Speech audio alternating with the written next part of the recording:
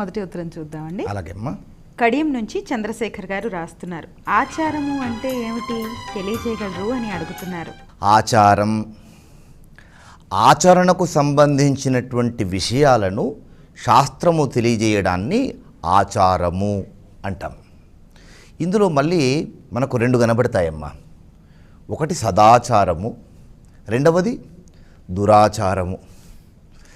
సదాచారము అంటే పూర్వము నుంచి సమాజానికి దేశానికి హితమును కలిగించేటువంటి విషయాలన్నీ కూడా తెలియజేసేది సదాచారము. దురాచారము అంటే ఇది చేయకూడదు, ఇది ఆచరించడం వలన నీకు, నీ కుటుంబానికి, సమాజానికి, దేశానికి అది పాపహేతు అవుతుంది, తద్వారా నష్టము సంభవిస్తుంది అని తెలియజేసేటువంటిది దురాచారము. సదాచారం గురించి మనం మాట్లాడుకోవాలి. ఆచారం అంటే ఏంటి అని వారు అడిగారు కనుక సదాచారం గురించినటువంటి విషయాలను తెలుసుకోవాలి. మనకు శాస్త్రము శృతి స్మృతి పురాణముల ద్వారా మనము ఆచరించాల్సినటువంటి విషయాలను తెలియజేస్తుంది. శృతి వేదము, వేదము ఏ విధంగా అయితే చెప్పిందో ఆ విధంగా నడుచుకోమని మనకు శాస్త్రం తెలియజేస్తుంది. కొద్ది కఠినమైనటువంటి విషయాలు ఉంటాయి వేదములో. అందులో వేదంలో ఎక్కడెక్కడైతే ధర్మములను గురించి చెప్పడం జరిగిందో ఆయా విషయాలన్నింటినీ కూడా క్రోడీకరించి ఒకచోట చేర్చి, వేదము అందరికీ అర్థం కాదు కనుక అందరికీ సులభంగా అర్థమయ్యేటువంటి రీతిలో వేదంలో చెప్పబడినటువంటి ధర్మాలను మనకు స్మృతి ద్వారా అందజేస్తారు మహర్షులు. అలాంటి స్మృతులు ఎన్నో ఉన్నాయి. కలియుగానికి సంబంధించినటువంటి ప్రధానమైనటువంటి స్మృతి పరాశర స్మృతి. పరాశరుడు అనేటువంటి మహర్షి ఈ విధంగా ఆచరించాలి అని తన స్మృతి ద్వారా చెప్పినటువంటి విషయాలన్నీ కూడా పరాశర స్మృతిలో ఉంటాయి.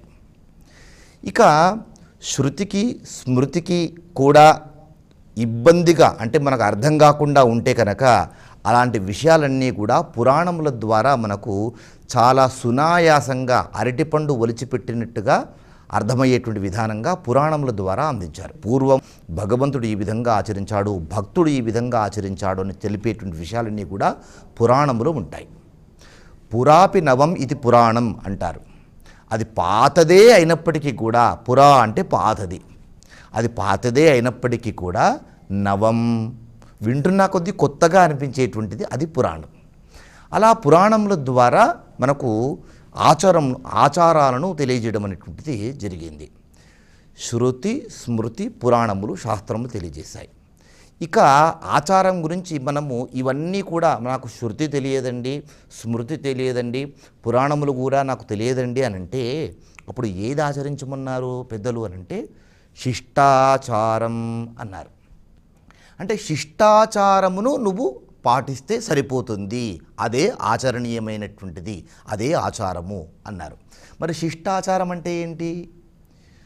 శిష్టులు ఆచరించినటువంటిది శిష్టాచారము. శిష్టులు అంటే ఎవరు అంటే విశిష్టత కలిగినటువంటి మహర్షులు కానీ లేదా పూర్వము గొప్పవారు ఆచరించినటువంటిది కానీ వారు ఆచరించినటువంటి విధానంగా నువ్వు ఆచరిస్తే అది శిష్టాచారము అంటారు. శిష్టులు అంటే ఉత్తములైనటువంటి వారన్నమాట. వారు ఆ విధంగా ఆచరించారు కనుక నీకు ఏమి తెలియకపోయినా సరే అదిగో ఆ విధంగా ధర్మబద్ధంగా నువ్వు ఆచరించు. రాముడు ఏ విధంగా మానవుడు జీవించాలో ఆయన జీవించి చూపించాడు కనుక మానవుడికి రాముడు ధర్మానికి నిలువెత్తు రూపమును మనం చెప్పుకుంటాం కనుక రాముడు జీవించినట్టుగా జీవించు అని చెప్పారు.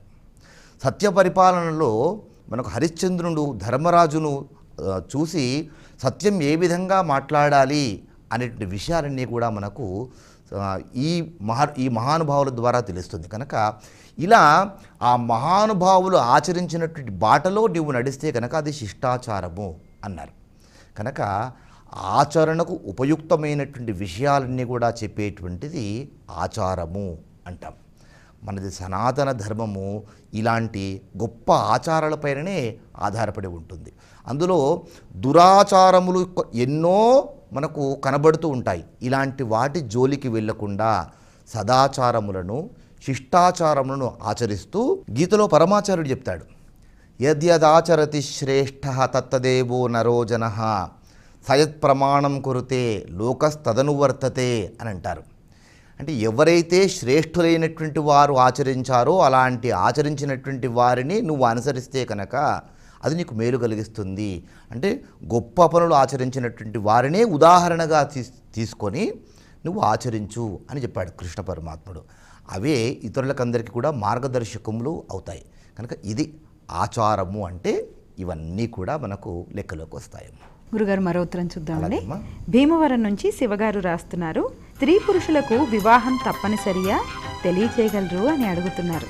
మన దేశము ధర్మానికి ప్రతీక అయినటువంటి దేశం. ఇతర దేశాలన్నీ కూడా సనాతన ధర్మం ఆచరించేటువంటి మన దేశం వైపు చూస్తూ ఉంటాయి. ఎందుకనంటే మన దేశము విలువలతో కూడినటువంటి దేశం కనుక. మిగతా దేశాలన్నీ కూడా భోగభూములు, మనది ధర్మభూమి, మనది వేదభూమి. ఇక్కడ మహర్షులు ఎంతో ఆలోచన చేసి వివాహ వ్యవస్థ అనేటువంటి వ్యవస్థను ఏర్పాటు చేశారు.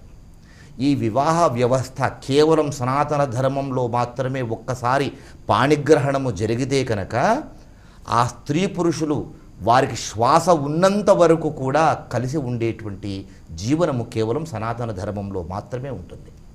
ఇతర మతాల్లో కానీ ఇతర దేశాల్లో కానీ ఎప్పుడు బోరు కడితే అప్పుడు వదిలేసుకునేటువంటి సాంప్రదాయం వాళ్ళకుంటే మనది అలా కాదు.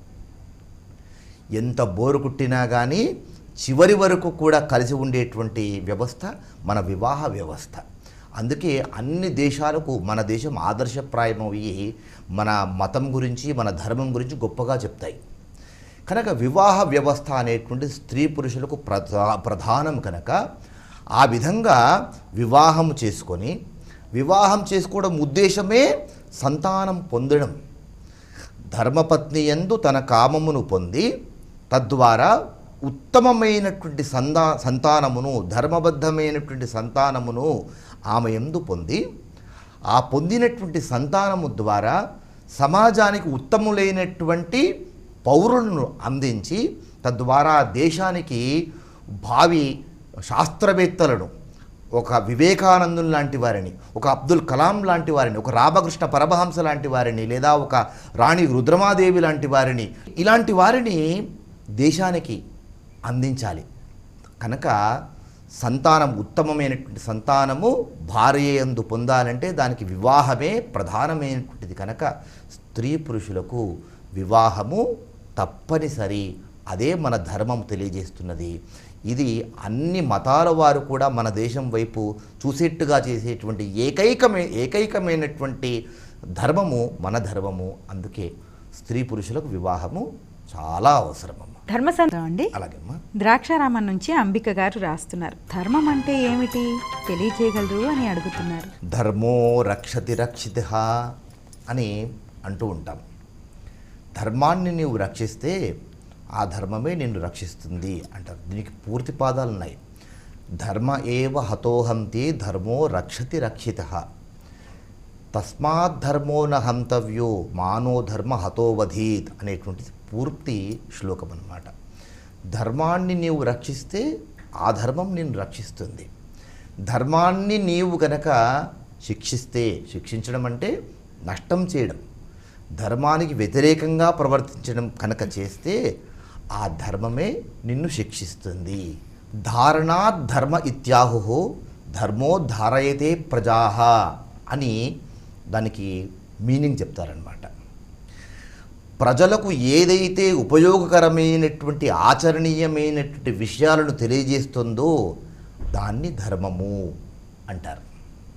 ఇంగ్లీష్లో చెప్పాలనంటే మిగతా అన్ని పదాలకు ఇంగ్లీష్లో ఒక పదం ఉంటుంది.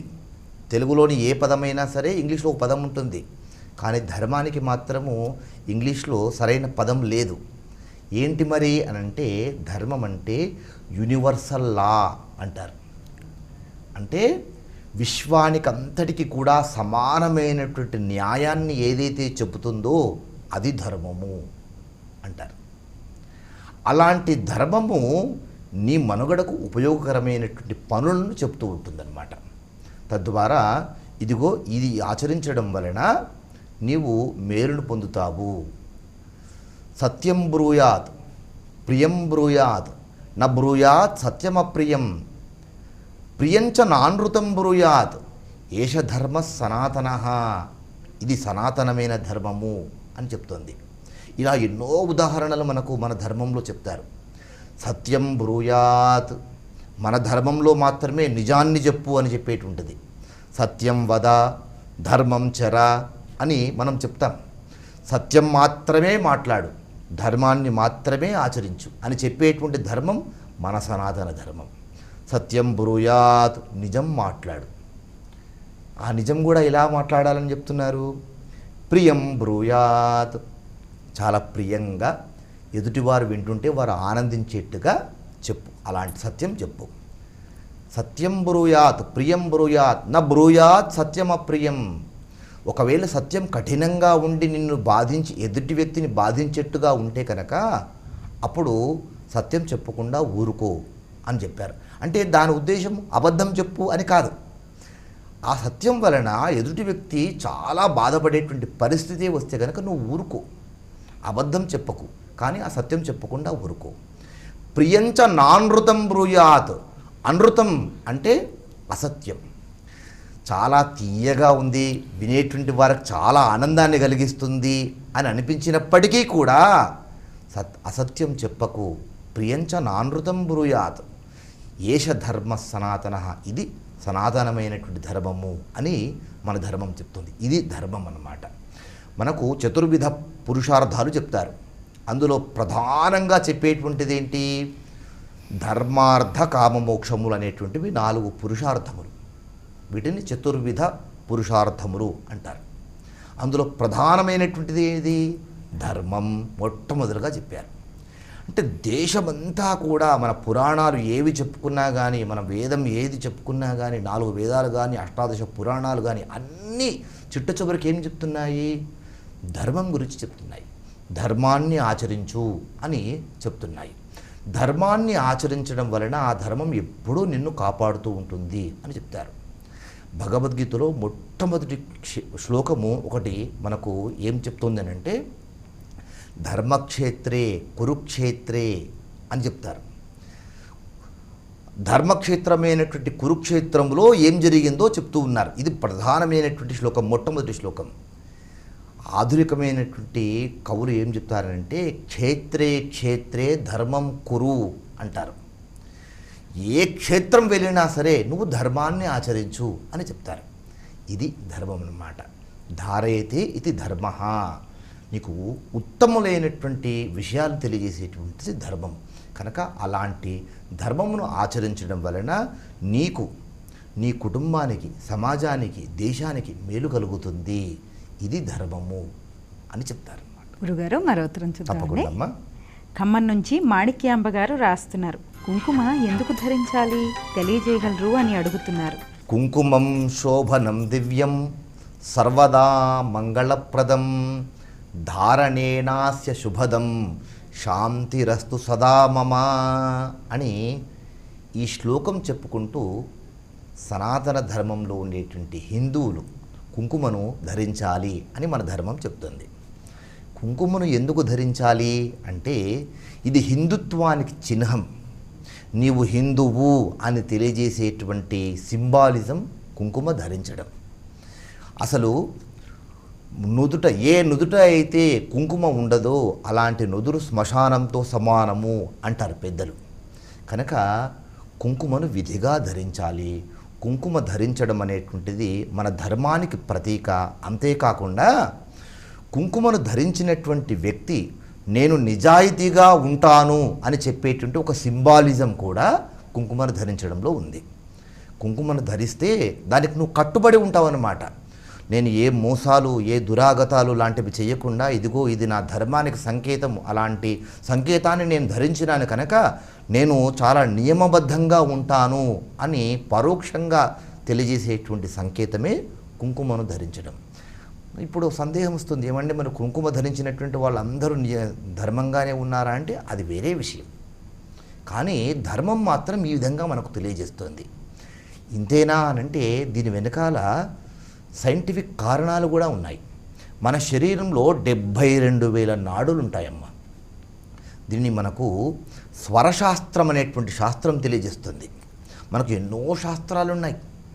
ఇందులో స్వరశాస్త్రం అనేటువంటి ఒక శాస్త్రం స్వరాలకు సంబంధించినటువంటిది. ఇందులో స్వరం ద్వారా ఏ నాడి ఎలా స్పందిస్తుందని చెప్పేటువంటి శాస్త్రం అన్నమాట. ఆ శాస్త్రంలో మానవ శరీరంలో 72,000 నాడులు ఉన్నాయి అని చెప్పారు. మెడికల్గా కూడా మనిషి శరీరంలో ఎన్ని వేల నాడులు ఉన్నాయనంటే 72,000 ఉన్నాయి అని తప్పకుండా తెలియజేస్తుంది. అయితే మనకున్నటువంటి ఈ నాడుల్లో ఇక్కడ ఇడా ఇటు పింగళ అనేటువంటి 2 నాడులు ఉంటాయి. ఈ ఇడా పింగళ అనేటువంటి ఈ 2 నాడుల మధ్యలో సుషుమ్నా నాడి అనేటువంటి ఒక నాడి ఉంటుంది. ఇది యాక్టివేట్ అయితే కనుక మనిషి నిర్మలంగా సంతోషంగా ఉండగలుగుతాడనమాట. అది ఏ విధంగా యాక్టివేట్ అవ్వాలి అనంటే, ఇప్పుడు మీరు చూడండి, ఒక పెన్నో పెన్సిలో తీసుకొని మన నుదుటి మధ్యలో ఇలా తిప్పుతూ ఉంటే అక్కడ జుమ్ అని ఒక స్పందన కలుగుతూ ఉంటుంది. చిన్నప్పుడు ఆడుకునేటువంటి వాళ్ళందరూ కూడా ఇలా పెన్ను తీసుకొని పెన్సిల్ తీసుకొని లేదా ఒక పుల్ల తీసుకొని ఈ కనుబొమ్మల నడుమ ఇలా తిప్పితే జుమ్ అంటుంది అనమాట. హిప్నాటిజం చేసేటువంటి వాళ్ళు కూడా ఈ సుషుమ్నా నాడి ఉన్నటువంటి ప్రాంతంలోనే హిప్నాటిజం అనేటువంటిది చేస్తుంటారు. అక్కడే సుషుమ్నా నాడి దగ్గర ఆజ్ఞాచక్రం అనేటువంటి ఒక చక్రం ఉంటుంది. ఈ ఆజ్ఞాచక్రంను యాక్టివేట్ చేయాలి అని అంటే అక్కడ సింధూరమును ధరించాలి, కుంకుమను ధరించాలి. అలా ధరించడం వలన నీవు ఎదుటి వ్యక్తికి తొందరగా లొంగకుండా లోబడకుండా ఉండేటువంటి విధంగా కూడా ఈ సింధూరంను ధరించడం వలన అది నిరోధించడం జరుగుతుంది. ఇలా మధ్యలో ఉన్నటువంటి ఆజ్ఞాచక్రం యాక్టివేట్ అవ్వడానికి కూడా సింధూరము కారణమవుతుంది, ఈ కుంకుమ కారణమవుతుంది. కనుక మామూలుగా ఋషులు ఏదో ఇష్టానుసారంగా చెప్పలేదు, నోటికి వచ్చింది చెప్పలేరు. వారు చెప్పినటువంటి ప్రతి చర్య వెనుక కూడా ఒక కారణము, ఒక సైంటిఫిక్ కారణం అనేటువంటిది ఉంటుంది. కనుక ఈ విధంగా కుంకుమను ధరించడం వెనుక ఉన్నటువంటి ఆంతర్యం ఈ విధంగా ఉంటే కుంకుమ ధారణ అనేటువంటిది మన ధర్మానికి సూచనగా కూడా మనము చెప్పుకోవచ్చు. అందురీత్యా కుంకుమను హిందువులు తప్పకుండా ధరించాలి.